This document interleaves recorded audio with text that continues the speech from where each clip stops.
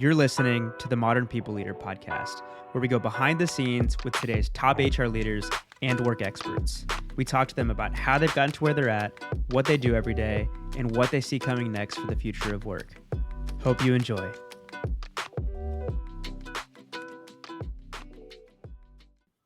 Ness, it's nice to finally meet you. Welcome to the Modern People Leader. How's your Friday going? It is going amazingly. I'm about to head to Paris for the Olympics tonight, and I am super stoked. This is one of my favorite podcasts. I'm jealous. And I feel like on that note, we need to move to good news stories. Yeah. Maybe that's your good news story, maybe not. But as you know, if you've listened to the show, every episode starts the same way. And that's with good news stories. Could be anything, could be work related, could be personal. And if you have something, we'd like for you to go first. Yeah, I'm happy to kick off. So a recent good news story, my mum was visiting from Australia. So that was amazing just to spend time with her. It's the first time since we moved to Amsterdam during COVID. But I think the deeper good news story there is my mum is 67. Sorry, mum, if you're listening. And she was a teacher and a principal. And she's like, I want to work more in like the corporate or the education head office in the Catholic Archdiocese. And she got a job and she's like, but by the way, I'm going on a 4 to 5 month holiday. And they're like, no, can you start? And so she started for 6 weeks and now she's going on this 4 to 5 month holiday and then going back into a job she loves. And I think with everything happening in the world with ageism, I was just like, that is phenomenal. Like a 67-year-old just like kicking ass. So that is my good news story and hope for diversity, equity, inclusion, belonging for the age category. What's your mom's name, Ness? My mom's name is Judaline. Judaline. Shout out to Judaline for crushing it. That's awesome. Yeah. And I'm going to stick with the mom theme. So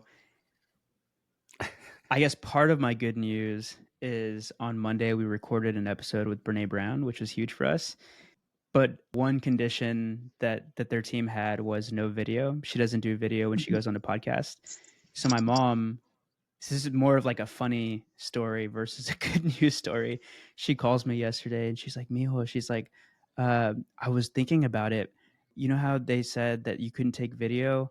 Well, did you actually see her or is it only audio? And I was like, no, we saw her. And she's like, okay, good. Because I thought maybe it was somebody pretending to be Brene Brown. I was like, no, we definitely saw her. And if it was AI, it was very good AI. But I just thought it was funny that she was looking out for the MPL. Yeah, exactly. Mum's got your back. Yeah. The good news is it was actually Brene Brown. Yeah. So we saw her. I'm so excited. I'm just so happy for this podcast kicking ass, guys. Oh my God. So this is a 3-pod week. And as we've shared before on 3-pod weeks, or sometimes we've done 4 pods in a week, it is hard because the good news, like it's hard to come up with fresh good news.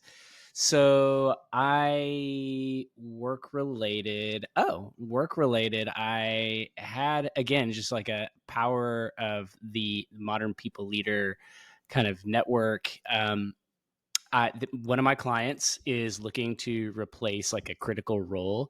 And they asked like, hey, can you help? And I was like, sure. This isn't my expertise. I can't guarantee you anything, but like, why not? Let's try it. And so I posted about the role and oh my God, I got like 10 hot leads just like in the matter of like an hour. And like, it's crazy to me how many quality people are open to work and are looking for jobs, like quality people, like things on their CVs or resumes that like I was like, oh my, how are they going to choose between these, 9, 10 people? And so that is like a sub point. Like I was a little surprised by that, but I guess I shouldn't be because we talk about this so often. So that's my work good news. On the personal good news front, I co-parent, as I've mentioned on the show. In the month of July, I have my girls for the entire month.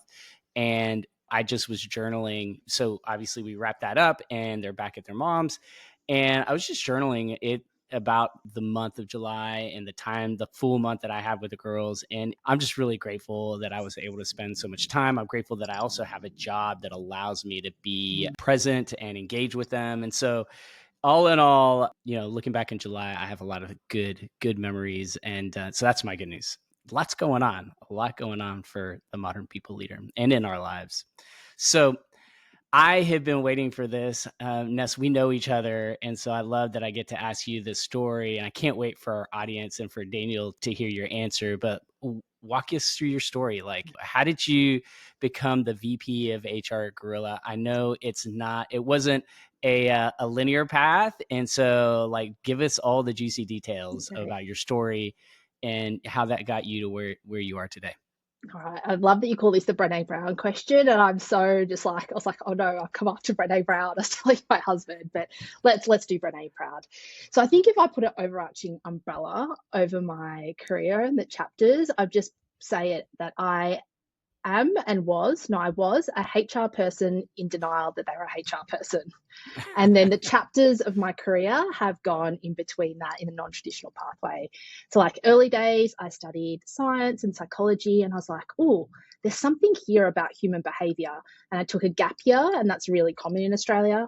I was living and working in Paris at the Australian Embassy for a family friend who was an Australian diplomat. And I was like, oh, there's something like in organizational behavior and politics. I was like, this is it. So I finished that. I graduated at the end of the global financial crisis, the worst time to get a job, and I moved to London. And I did various things that were entrepreneurial, but I got my first job as a business psychologist looking at designing psychometrics. So, those tests that help you find candidates, etc. And we had amazing clients that were all public sector, some of the secret services. And unfortunately, the firm went under because of the GFC. And then I moved to local council because one of my lecturers in my postgrad in organizational psychology was like, Ness, this is where the work is. This is where you do interesting work with frontline people and make an impact to society. And that's always been a big part of my life. How do we make an impact to society, the economy, the environment? And it was amazing. I knew I didn't want to do a grad job at that time at the Big Four or a bank. And here in local council, they're so maybe impoverished for resources that I had actually amazing bosses, and I was leading teams in my mid-20s, change champion networks of 250 people. I was like, yes, I love people and culture. And then I moved back to Melbourne, Australia, where I grew up. And I always say, for better, for worse, I joined the wonderful world of Big Four consulting, and I was at Deloitte. And I was like, I always say I'm a corporate hippie. I want to do work that changes the world. And I said, I want to do energy transitions in sustainability. And they're like, cool, you're in. The whole process for me took 2 days because they just sped it up, and they chucked me onto a mining client. So it wasn't quite what I thought. But that was my first time we were demerging one of the biggest global mining companies. And I got to work on building a tech function from scratch. And I was like, what is this tech thing? I was like Googling WAN, LAN. I didn't understand apps, but I fell in love with the whole process. What I didn't fall in love with was the very old school organizational transformation and HR. And just the idea would build this tech and they'd be like, Ness, go do the people-y things. Go do the change and the comms and the learning and development. And I was like, yeah, but no one's going to use this. You haven't built it with or for people. Fast forward, I got really sick of doing similar work, tech implementations, and doing some of the organizational transformation around it. And I luckily fell into a group of human-centered designers. As a psychologist at Deloitte, I didn't know that it was called human-centered design. It just made sense. Build with and for people, test, prototype, incubate, learn. So I went down that route, and I became a little bit, I still loved it, but what would happen is you'd come up with these innovative solutions that were digital, that were tech, and then they'd roll out in this long waterfall execution where great ideas go to die. So I kind of finished that chapter. I was like, I don't want to do this HR and org design transformation thing anymore. And I was going to move and take this whole agile coaching and ways of working into sustainability. And then former colleagues said to me, Chris Webb, he's like, Ness, come to PwC. We work together at Deloitte. And he's like, they're starting their tech consulting arm from scratch. They sold it off in the dot-com bust.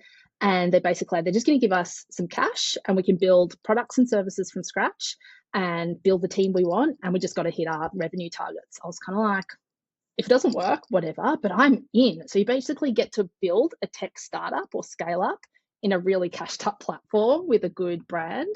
And it was phenomenal. But that team, we all still text each other every day. And it's probably been 5 years since we've worked together.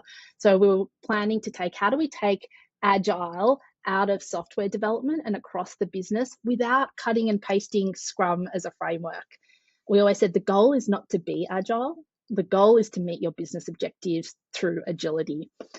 Fast forward, I was working in operating model and org design, agile training, and then Miro, it's a digital whiteboard, software as a service company, reached out to me at the start of the pandemic, and they're like, hey, we like your background in the people space and the tech product space. Will you move to Amsterdam and help us scale this company? There were 350 at the time, and the goal was we want to scale it from 350 to 1,000, or they said 1,200 in a year. And the goal was coming and building the people solutions function, so L&D and culture. And the idea that we took from Asana at the time was, how do you build culture like a product? So I was bringing the human-centered design and agile skill set.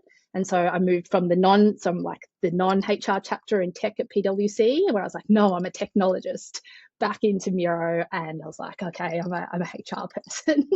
That's the first time I worked in traditional HR.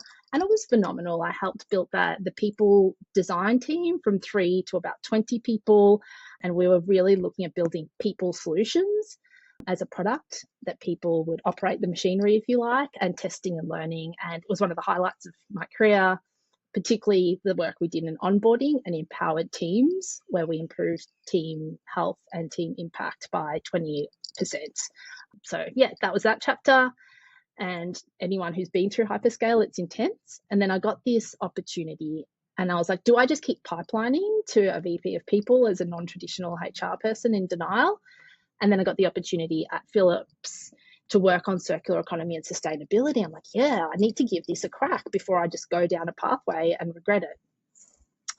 And I did that. I chose to become an IC, which is probably a very non-traditional move when you're leading global functions, to be like, I'm going back into an IC role, but I chose it. It was gutsy and I met phenomenal people, but I realized this is not for me. And it was during that time that I did a lot of inner work to maybe decouple what career success and progression meant in terms of title, role, salary. And I was like, what do I really want?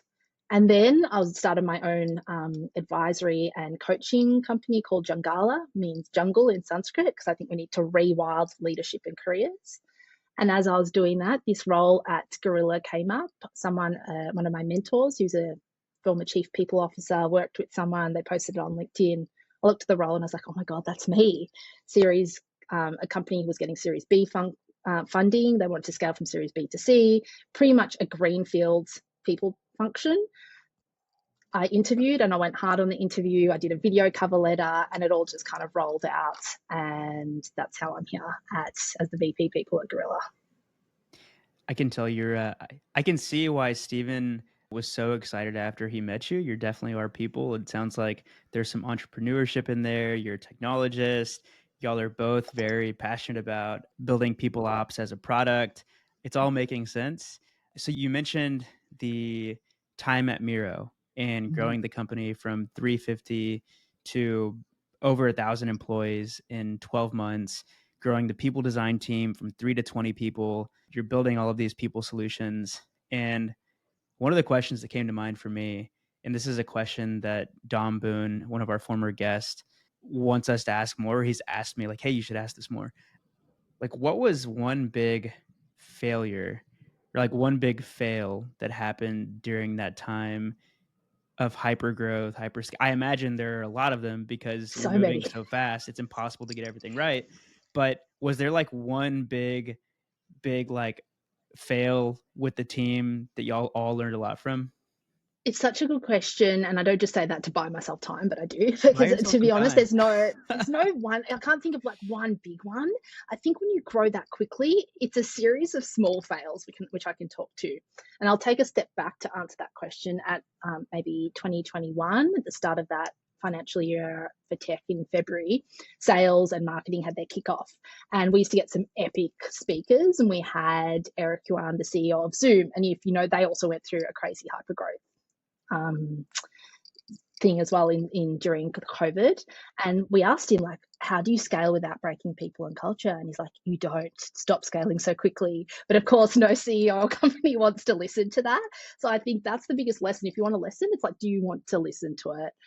So I think if I look at the series of small fails, or the big theme is, when you scale that quickly, everything's reactive, or you're pumping out solutions or trying to hire really quickly or just quickly shove a HRMS or a tech system in.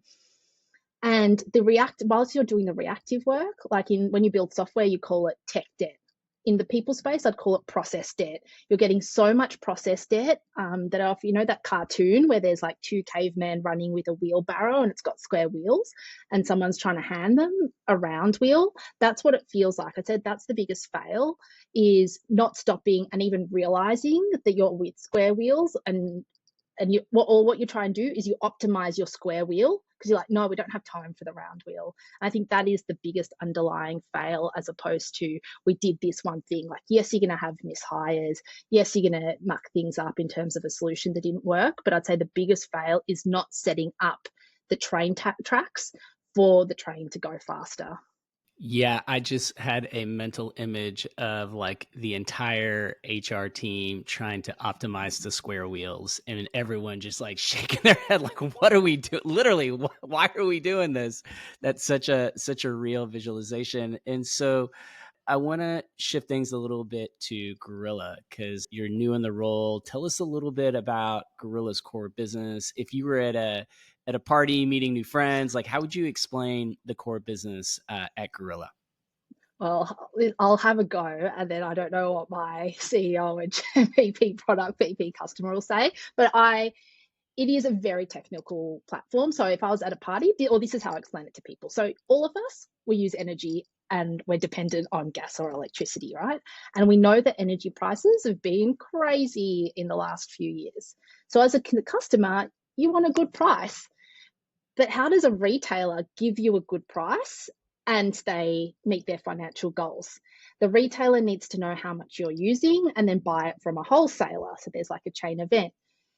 But retailers, energy utilities is a very old school industry. So they don't have that real time data, or now we're having solar panels and wind as well as nuclear and like coal. How do you get all of the usage data and then feed it into the retailer so they can price in real time and forecast and hopefully pass that down to the customer? And in the future, maybe even change the shape so we're using more renewables without data. And that doesn't exist. So most of these companies are doing their pricing and forecasting on spreadsheets. So we say our true competitor is legacy patchwork of maybe a CRM and a spreadsheet. So this is just a wicked smart solution to get all of that data from the usage and then give it to the utilities. And often that's changed their pricing. And a case study with one of our utilities companies used to take them 30 days to put a pricing structure out there. It can now go to 3 minutes. So that's sort of how that works. So my dad worked for Austin Energy for 25 years. So you would work with a utility company like Austin Energy and help them with their pricing by giving we'll them put the more software data. in. Put the software in. Well, it's more to software as a service. So we're not doing it for you. We'll help you implement it, and then you do it for yourself in your pricing team. Yeah, and then we just update. So it's not really like, we want you to feel empowered, and it's like a verticalized platform. If I'm getting too tech nerdy for NPL, let me know. But I'm just so excited by this very nerdy thing in my space, which is energy utilities. Yeah. And why should we be jealous that you get to work there? Yes. Look, I'm going to say the questions that everyone said, the answer that everyone says, because it's true. It's the people. We call them data rangers. It's the flexibility. But if I'm truly honest, why you guys should be jealous, or any modern people leader, is a few things. One is I don't have to do this massive push to convince the rest of the executive team on core people things. Like, they are bought in, and anyone working in the people leadership space knows that sometimes it's a real hard push to have a quote unquote seat at the table. So in my first week, I pitched people as a product, the human operations, the people operations, which I'm sure we'll talk about. And they're like, yeah, let's do it. This sounds cool. Like, it makes sense. I was like, oh, I thought this was going to be a lot harder. So it's just people who are fully brought in. I think it's also the ability to have a company that's 5 years old, but build the tech stack from scratch, build a lot of the policies and processes from scratch, and almost like really affect that change, but with Series B funding and Series B sort of like popularity or recognition in the market. And finally, the episodes I love the most from you guys, amongst a lot of them, are the relationship with the head of people and the CEO. And I thank my lucky stars. I don't know how this happened, but this CEO, there's something different about him. There's something special. And that relationship where there's a healthy tension in our ideas, but he listens. I was saying this to a former colleague. It's like, oh my God, my boss listens to me. Like, I'll read a book and then he'll be like, Ness, I read that book, or recommend a game. He's like, Ness, I bought that game. And then he's bought into the vision for people. It's not just like, oh yeah, just come fix our people-y things. And I mean, as a people leader, I'm not sure I could ask for more. The last thing you mentioned was literally where I was going to pick up. And so I think this next section, if the last answer for our audience didn't kind of capture it, I think talking through the next session, really our discussion topics for today, will kind of seal the deal, because you guys are doing really cool things at Gorilla. I think it's a cool space, and the mission or purpose, while I don't know it, like the words, I can imagine just knowing what your business is and the impact that you're trying to have on the world. It's something that I think a lot of people can get behind. But for me, it's the description of like how you got the job and the process, like what's happened since then. And so I want to go into the reason I know this, for the sake of our audience, Ness and I actually met in the Built for People cohort. So this is a learning academy that Jessica Zvon, the author of Built for People, and Matt Bradburn launched. If you've heard of Jessie, she's amazing. Built for People is amazing. Daniel knows Ness. I remain super obsessed with kind of people ops as a product. Matt Bradburn is also a total badass in his own right. We've had him on the show. And so Ness and I met, and when I was in Amsterdam a couple months ago, we just had a coffee catch up. And she got this role after our cohort had completed. And so as you were describing to me, Ness, now I'm coming into present time, as you were describing to me what the first, I think 30 days had been like, I was like, oh my God, like we have to have you on the show and we have to talk about this. And so I'm super stoked to talk about what the process has been like since then. And so, but first, for the sake of our audience, can just walk us through, like, what was that first 90 days like? You mentioned in a recent post tension between hitting the ground running and onboarding. How do you balance all of that? There's clearly, you want to make an impact, you want to meet the team, you want to set an agenda. Like, there's a lot going on in those first 90 days. So talk us through your approach. To do that, I might rewind to the first 90 days as a concept. There's a book around it, but just so I hope people know, but I don't want to assume. So the first 90 days is literally you think about what you're going to do at month 30, 60, and 90. And I think it's interesting how I came up with this particular plan. So in the hiring process, the second interview was with the CEO. I had a 90-minute session, and literally, I think after it or the next day, he's like, we want to do this, like we want to go ahead as long as you pass the final round. I already want to do the reference check. And I was really surprised, because I think there was they had 1,000 people apply for this. So not that I should be surprised, I'm not sort of putting myself down, but I was like, whoa, okay, they're not mucking around. They're open and honest by their value and their communication. He did say to me, like in the interview, he's like, look, I can see out of your verticals, learning and development, culture, you're super strong. That's what we want. But, traditional sort of the HR administration operations or recruitment, they're not your core strength. So what I did after he did my references and did that, I was like, I'm not going to try and shy away from my weaknesses or my gaps. So I did two things. I developed a 30, 60, 90-day plan before my final round of interviews with all the other executives. And I deep dived into what he said were like the core weaknesses.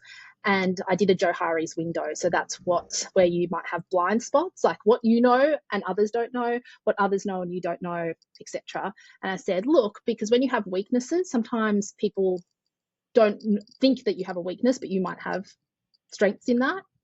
Or you truly do have the weakness, and I'm just going to own it. And ownership is one of our values. I'm not going to try and hide it and skirt around it. So it said, here is the Joe Hari's window on my weaknesses, and here is how I'm going to close the gap on those weaknesses.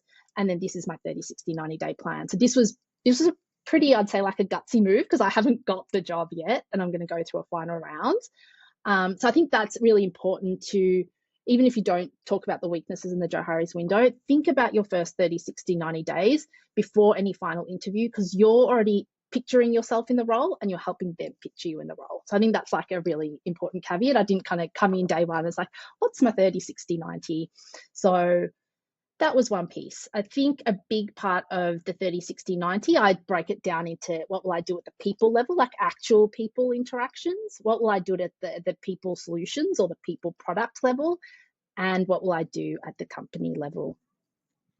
And I think what was interesting as you go through that, I actually started documenting the journey on LinkedIn, and I was like, no one's really going to care, but it was like, oh, everyone actually cares, which was a bit surprising to me.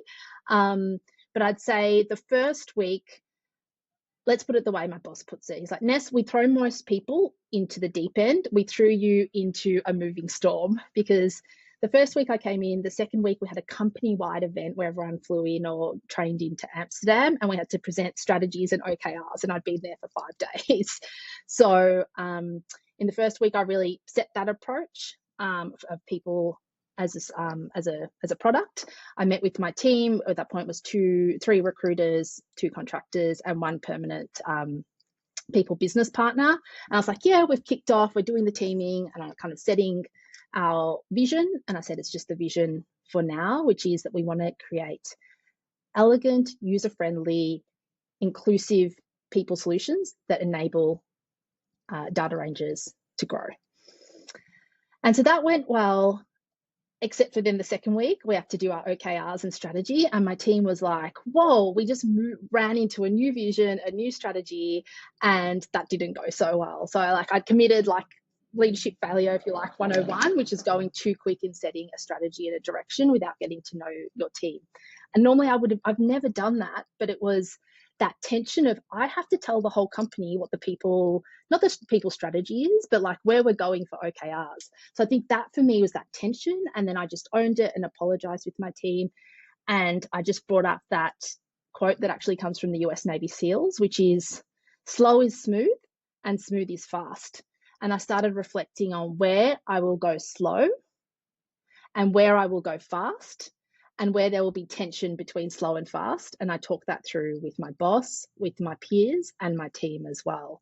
So examples of this is, in some of the areas of recruitment, we need to scale. We're going to have to move fast and maybe things will break a little bit. But when we're looking at long-term people vision and people solutions and the strategy, we're going to go a bit slower to observe. So I'd say they were like a little bit turbulent week 1 and 2. What I think has worked really well in those first 30 days is doing a listening tour.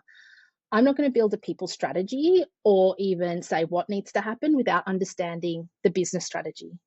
And I think this is where most people teams make a mistake, or HR teams, is it's not about your strategy. It's about the business strategy and how you help execute that. So truly understanding what happens in these different functions and what our key metrics are, and enabling people solutions to execute on that. That has been a core part. And then talking to our people as well around what they are listening to with every member of the company in my first 120 to 150 days. So what did they think is important? Why did they stay here? So really I'm trying to search for, what is the employee value proposition? Because it is going to shift from Series A to Series B company. I think that will be the hallmark of our people strategy as well. I have so many questions. I'll go back to the first thing you said. And I can't remember what you called this exercise, but where you did the exercise of identifying your blind spots. What did you say? It's called the Johari's window. Johari's window. Okay. It kind of reminds me of, I listened to a Simon Sinek episode with Brene Brown and Adam Grant a couple of months ago in preparation for the Brene episode. And one of them was talking about how they did a similar exercise, I guess, while they were getting their PhD, where they reached out to the people in their life that they respected most to ask them. And it was actually the opposite. Like, kind of like focusing on the positives and identifying your positive blind spots that you don't recognize either. So like also figuring out what your strengths are. But when you were going through explaining how you're pretty bold in doing this, I'm curious, like what were some of those blind spots that you identified? So If you're being a comfortable non-traditional, sharing. yeah, of course. I'm pretty open and transparent with you. So being a non-traditional HR person, when I was going through this, and Stephen actually chatted in February, he's like, Ness, it's a tough market. It's going to be hard what you're trying to push here.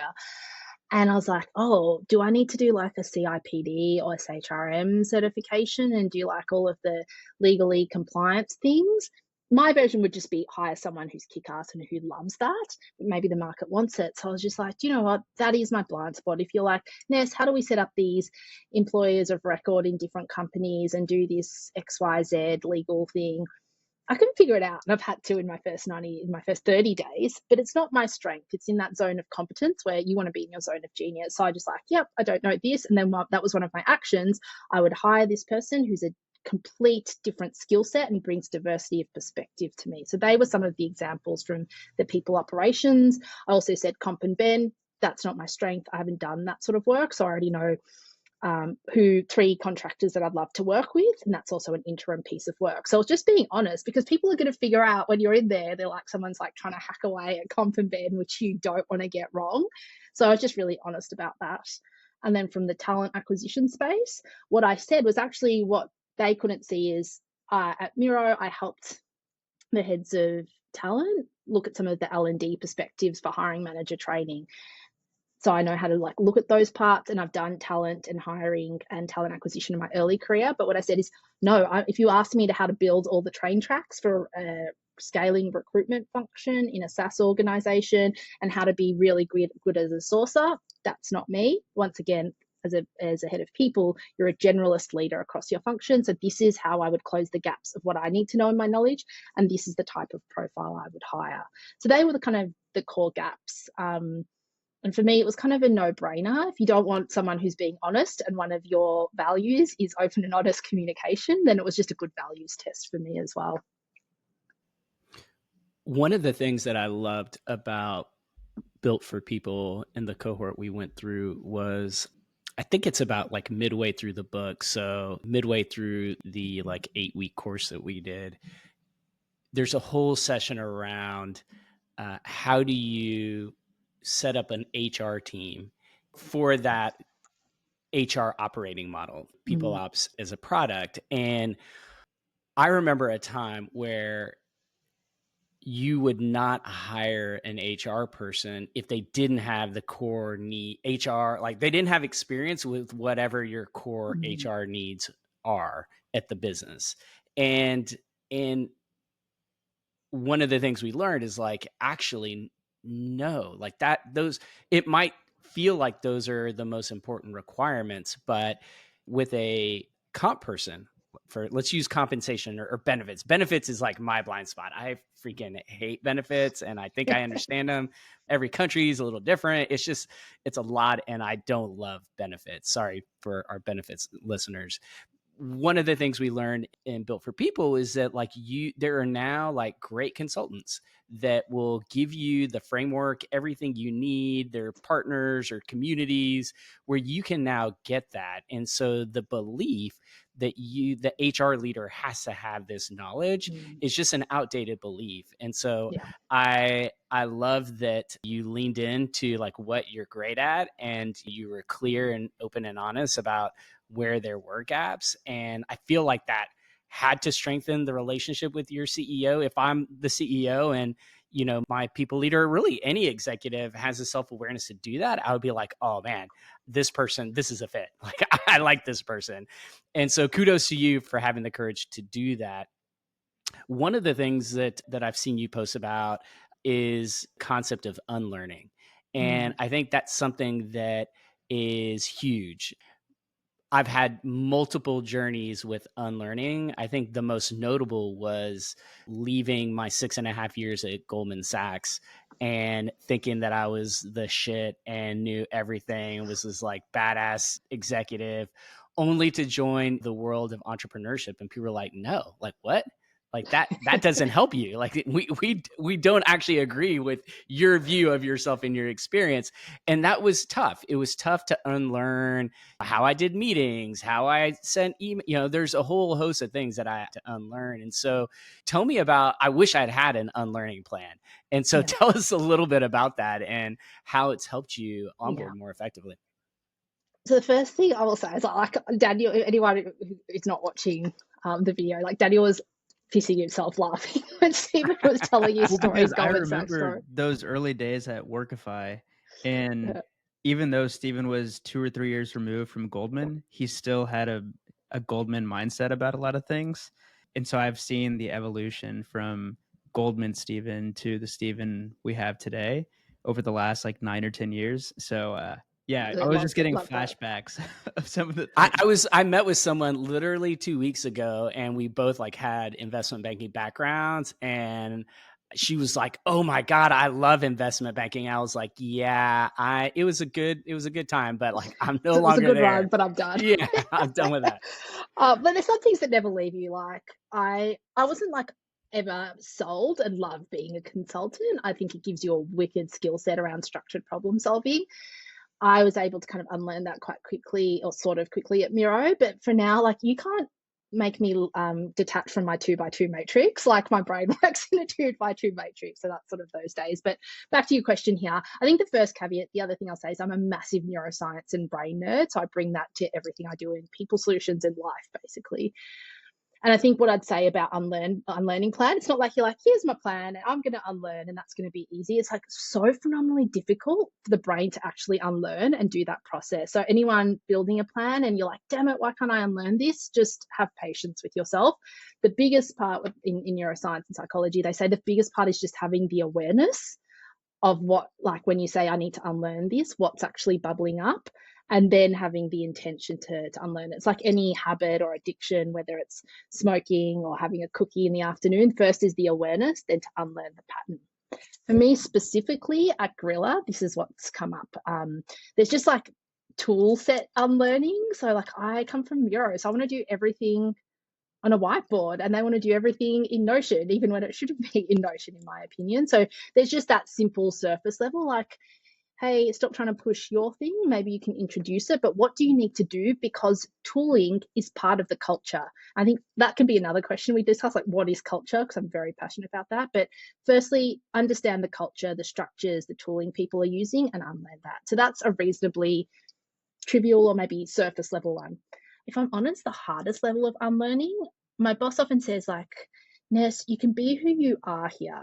And there's that level of safety. And I truly see that now.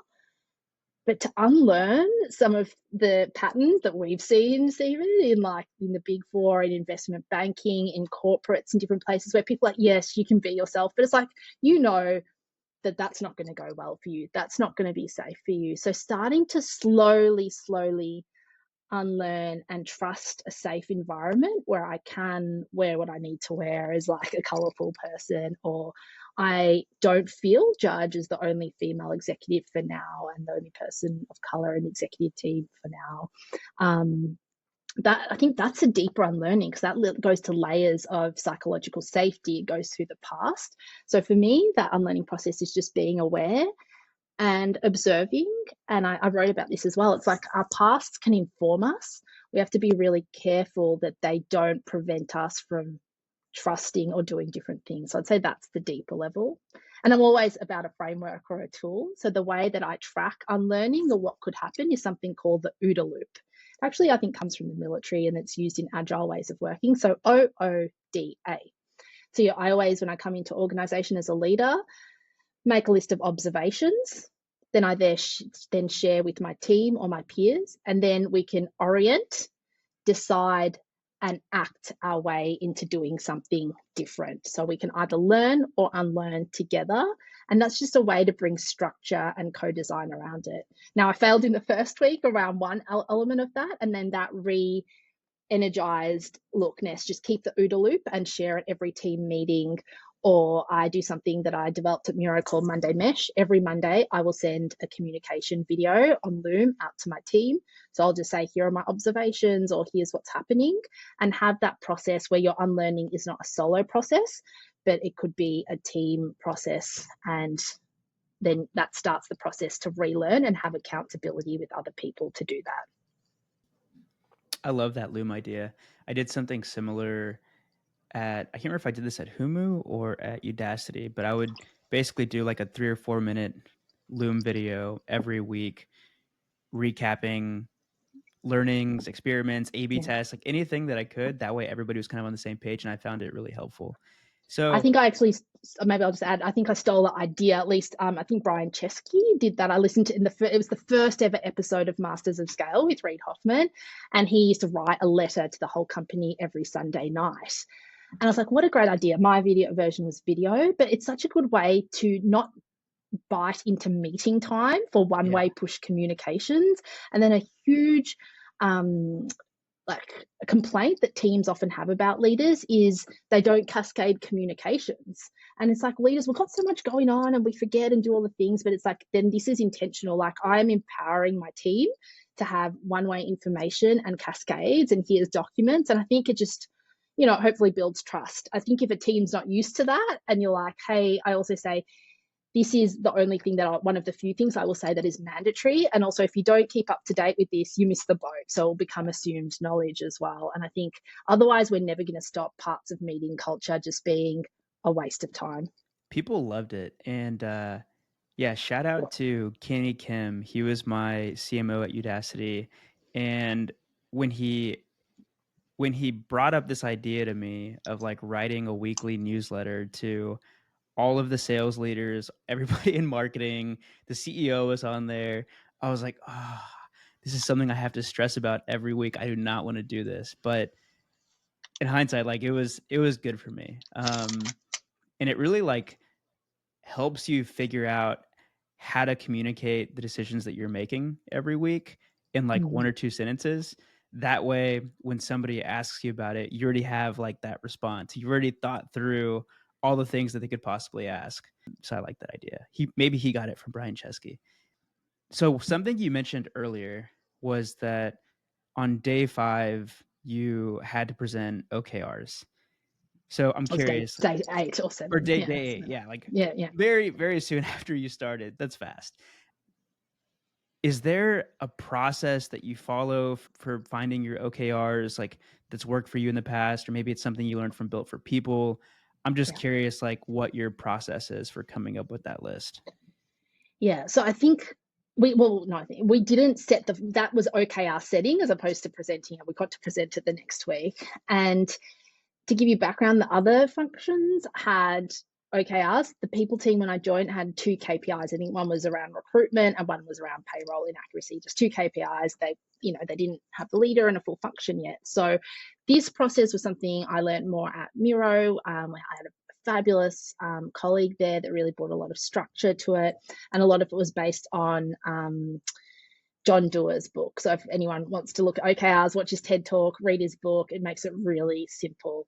So prior to OKRs, because at Miro we also did this completely remotely, and I think we did it well, was actually getting people to think about how to write a good objective and KRs. It's really difficult. Like, you just need to do it and practice it. So I sent, once again, a video out for people to prepare before that OKR week to think about it and how to write it.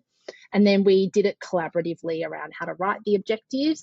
And then I gave my team a go of how to do KR. So I think it's sticky and messy. So I think what I say to teams is, when you work in this agile way in people or anywhere, I call it the pancake sprints or the pancake quarters. So if anyone's made pancakes, the first few pancakes, like the pan's not quite hot. They're always a bit of a flop. They're not round. They're a bit misshapen. They're a bit crappy. And then as the pan gets hotter, your pancakes get rounder and more consistent. And that is the version of agile ways of working. And specifically for OKRs, I don't mind if they're crappy for this quarter and even potentially next quarter. And I already told my leader this. I was like, look, I care about Q1, Q2.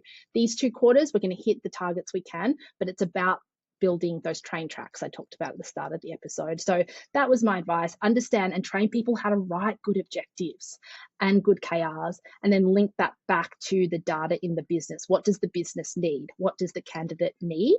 And so that's sort of the process we've gone through. Then we wrote some, and we also used decision poker, so the delegations. How will we decide on the final KRs? Is it that I just tell you what they are as a leader? Is it that I consult you and I decide? Is it that we all decide, we all agree? Or is it that you consult me and I just give, but you make the decision? Or is that you just make the decision and don't even tell me? So you play poker on different decisions. So we did that for OKRs. And in the end, it's a level of we all decided, we all agree. But at the end of the day, as the accountable leader, I have to be like, I consult you and decide on the final KRs. So we did that, and then I presented to the company. Fast forward a few weeks later, some of those KRs are correct for like our remote/office ways of working and our HR tech system. The recruitment ones are not correct in terms of how we've sized them, and that's okay at the moment. So I think you've got to build the psychological safety with the leaders in the environment that some of the OKRs are going to be misshaped. What you want to stop is people saying, oh, they're misshaped, and then gaming it because they're not going to hit the KRs as well. So read the book, watch the TED Talk, do the Pancake sprints, and get better at the process instead of just running towards vanity metrics. I had a feeling you'd have a good response for that, so thank you. Sorry, Stephen, go on. No, I was just gonna say that like that feels like a clip, like with like how you do OKRs. I think, can I say one more thing? The best part that I used to do with my team at Miro is then at the end of a quarter, before you go to the next KR, you would do a retro on your KRs, like what did we do well in setting them? What didn't we do well? So you're not just like, okay, new KRs, let's go again. Like do the retro in inspecting and adapting and moving towards it. And then what people miss after KRs, if they're not working out agile ways, like how are you executing these KRs? So going into something called big room planning or PI planning.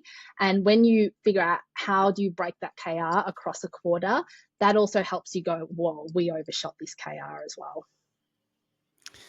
Yeah, it feels like more art than science, predicting key results. We do everything that you describe, and it's a rhythm. We do it more on a light version, probably not as involved, and we should probably look at. I like immediately wrote down the TED Talk that you reference, but it's like, so I love that you bring up psychological safety, because I think I always kind of cringe in the OKR or quarterly planning conversation because I have had those weaponized against me. But I've also, as a leader, had employees that were, or team members that just were unable and unwilling to be held accountable, to hold themselves accountable and to allow someone else to hold them accountable. So it just is like, there's a lot of PTSD for I think a lot of us as it relates to OKRs and quarterly planning, but I have some homework to do. And with that, I can't believe it. Like I was ready to jump into the next section of the conversation, and I realized, like, we started a few minutes late, but we're nearing an hour. And so I guess one last question for you, Ness. Going back to my good news story and the fact that, so many people out there are open to work. They're looking for jobs. They're struggling. It's rough out there. It's so rough. Considering the feedback that I gave you and others gave you when you were looking, like, what advice do you have for the people leaders that are in the struggle today, that truly feel their dream job is out there? They just like can't seem to find luck, or they just can't, they're not getting traction. Like, what's your advice to them? I'm going to give it to the people leaders looking. And I'm also going to give the people leaders hiring. So the people leaders looking, I have this little illustration on my banner on my LinkedIn profile, which is, if you doubt something, like, what's your mindset rather than your skill set? I would say the people who will win in this job market are the people who are working on their mindset daily. You've got the skills. Yes, you might have some skills gaps. What will crush you is your mindset, because there will be rejections, there will be silences, there will be disappointments. And I actively work on my mindset daily and during the job search, particularly in terms of just journaling and observing emotions, whether you want to do meditation, but the ability to look at, I do 5 wins from the yesterday, just 5 micro wins. I did a 5K run. I worked on my CV, whatever. 5 wins, 5 moments that you're truly grateful, and not like, oh, I'm grateful that the sun's out, but like feel it in your body that the sun's out or whatever it is. And 5 affirmations, and not something that's kind of, I call this rewiring the brain. So every doubt you have about yourself, your skill set, your job, rewire that doubt into the flip of that. So you're like, I'm scared that they're not going to hire me because I don't know compensation benefits. It doesn't need to be like, I know I can do compensation benefits. It's like, I believe I have the skills to convince someone about my overall HR skill set, something you truly believe in, because this is neuroscience. The cells that wire together, the cells that fire together wire together. So what you're not doing is just like a soft process. You are rewiring your brain, because what's happening is your brain is wired into fear, and the parts of the brain that fire for scarcity thinking is the same part of the brain that fires for decision making. So you're not going to do both well. So I would say I can give you all the tool sets around do your CV on Teal. Please do. It's easier, and all of the things, and I can give you those tips. But I promise you, the people who work on their mindset and that level of resilience are the people that will win in this market. So that's my first tip. The second tip is customize. Gone are the days, I think Stephen and I will particularly know this, where you did a blanket CV and then you had an interview number 1 and you had an interview number 2 and you got the job. Like, it's gone. Times have changed. So if you're not looking at the role, circling the keywords, customizing it, making effort, easy apply has a 2% chance of getting a job. Go and reach out to people in the company. Go and talk to leaders, network. There has to be an extra effort, and I know it sucks. So that's one piece. And then Stephen and I joked about this. It's networking. Like, I'm an awkward networker, and I was having a massive pity party for myself last year because I moved after Miro. I realized in the COVID, I didn't know anyone in Europe or the UK. All my network was back in Australia. And I was like, oh, poor Ness. If I was back in Australia, I'd have a job already. And I've worked with these great leaders that I worked with. And I was like, Ness, you chose to be here. So I gave myself an ultimatum. It's like, in 6 months with my husband, move back, or just go out there and be an awkward networker. And my life has changed. Like, I feel like I can reach out to nearly anyone in the UK, the US, not anyone, but you know what I mean? Just like, I know I'll talk this comp and ben person in this thing, join communities and be awkward. I just made myself a promise, just go to that event and talk to 2 people, 1 person, 2 people. And I know I seem quite bubbly, but I'm like this shy person at these events. Even now that I'm in my role, I was like, you can do it. And that's my promise to you. Just go. It won't come without effort, but the main thing is the mindset. And then the last part is have career mandatories. Know what you're looking for, because the more you can have that line in the sand of the boss you want to work with, the type of work you want to do, what you're willing to trade off, the more confident you will be in the interviews. And the final one is learn how to tell your career story. I was like, oh my gosh, I was making it to final rounds. And then I was like, I think I've got a pretty good skill set, and I've worked at some cool places. But I was like, my storytelling is kind of floppy, so just really sharpen that, because that's all people judge on. So that's what I do. There's a whole laundry list. If people want to, I write a blog on this. LinkedIn me, I kind of slow a little bit on LinkedIn, but I post and I can write posts on it. I want to help the job market. I did a talk on this, that we need to shift this, because this is where people can shape society through unemployment. Like, I truly believe that. So my flip side to your question is, what can people leaders do? Something I've been coaching the hiring managers and our company on, and the leaders, is don't worry about the last 4 years of people's CVs, because people are like, oh, they've jumped around a lot. I was like, friends, the last 4 years, can I swear, it was an absolute shit show. Globally, in the tech space with layoffs, people wanted to try new things. So I think it's also us training internally, hiring managers, take the last 4 years as an amber flag or a red flag, but know how to test them. We need to not judge people. And we also need to let go that if people are in the market and don't have a job, that they're not the good people. Like, I don't want to hear it. People are people, and there are amazing people in the market. We know it based on all of the redundancies. And I think that rewiring internally in organizations is what's going to help the humanity and the candidate journey externally. I like the way we had 3 or 4 topics planned and we only made it through 1. So there's this feature that I have on Riverside where I can mark clips. I don't know if it tells y'all whenever I do that, but it doesn't. Okay, good. I have marked 10 clips for this episode. This has been amazing, and I related to so much of what you were just sharing right now. Like, I don't know. I guess I'll first focus on the career story. One of the best pieces of advice that Steven ever gave me like 9 years ago was that everything has to have a story. Like, you can present all you want on whatever the topic is, but if there's not a good, compelling story, then nobody's going to care.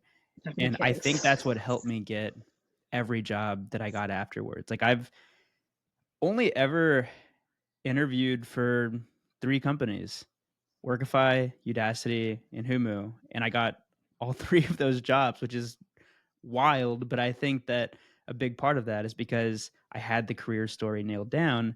I carried that over to the modern people leader, and I think the same goes with building a business. Everything is story. Like, what's the origin story? And then mindset. Like, I feel the same thing as an entrepreneur. We'll go months where it feels like we're in a drought, nothing's working, feels like Mm. everybody's saying no.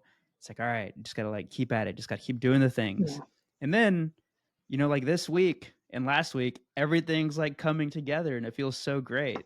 So yeah, I think there is something to rewiring your brain in those moments, because otherwise you're just gonna like give up.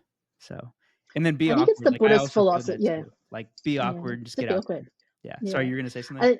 I think it's the philosophy, I think like more from Buddhism, which is impermanence. Everything is impermanent. So if it's going well, just have fun, but know that it's not going to go well soon. And when it's not going well, impermanence is the only constant. And the more we accept that, then you're just like, I can just keep going because I know this isn't forever. Because there's very few things in our life that have been in a static state of completely good or completely bad. Yeah. And I also tell myself that whenever I'm going through like a week or two where I just like mentally am not there, I'm like, I'll get past this. Like, in a couple of weeks, I'll be back to normal Daniel. So I think that's great advice. Okay. Well, we're officially 6 minutes over, and we still have rapid fire questions and one word close. So let's get into rapid fire questions. Let's do So, it. question 1: if you could go back in time and talk to a 22-year-old Ness, what career advice would you give yourself and why?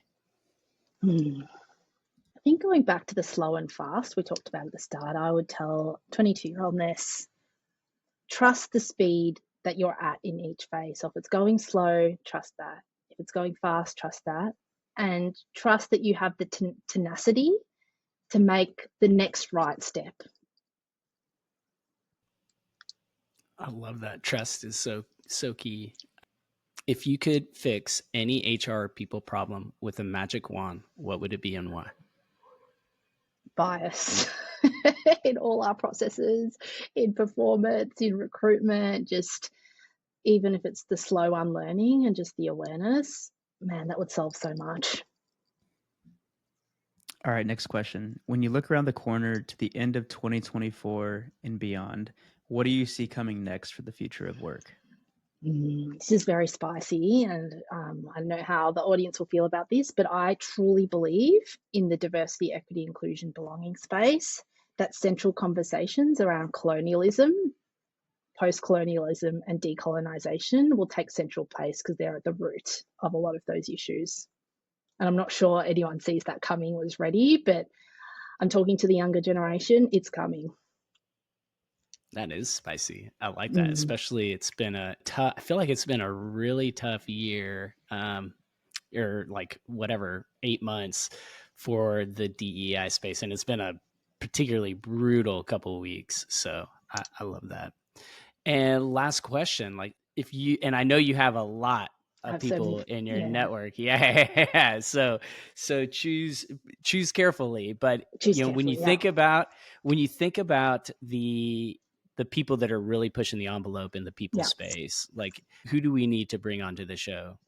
Who do we Well, need to I'm a give a big platform? book nerd as well. Like, I run a women's book club for women, business books by women authors. So I'd say 2 books that have really changed me. One is Reimagine Inclusion by Mita Malik. So she's the head of diversity, equity, inclusion at Carter. So everyone knows, like, the equity platform. She's got a wicked podcast as well, Brown Table Talk. So she would be amazing. The other book that's changed me and shaped me and someone who's very active is Elaine Lynn Herring around unlearning silence. And if you think about that topic in the people space in organizations, it's fascinating. So they're both in the US. And then I think 2 people here in the Netherlands. One lady is Ingrid Tappen, and she started a group called Diverse Leaders in Tech. And it's beautiful because it's this intersectional space of all the people and all the allies. And there's something special. I don't know, but it's like a watch this space place. And then someone who's just fun, kind-hearted, and just a smart dude. His name's Kobe Ampoma, and he is the global head of recruitment at the Heineken Group. So they would be my 4 picks. Great picks. And we would be honored to have any of them on the show. So, and that brings us to our last tradition. God, this has been like a blur. I can't believe we got here so quickly. We call it one word or phrase close. Mm-hmm. It's just a way to wrap up the show as we reflect on the hour and change that we just shared together. Pick a word or few that represent how we want to wrap things up.